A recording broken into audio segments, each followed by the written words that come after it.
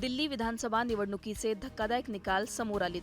48 जागा मिळवत भाजपनं विजयाची हॅट्रिक केली आहे, तर आपला 22 जागांवर समाधान मानावं लागलंय. आम आदमी पार्टीचा गड दिल्ली विधानसभेत ढासळला असून अरविंद केजरीवालांना सुद्धा त्यांची जागा राखता आली नाहीये.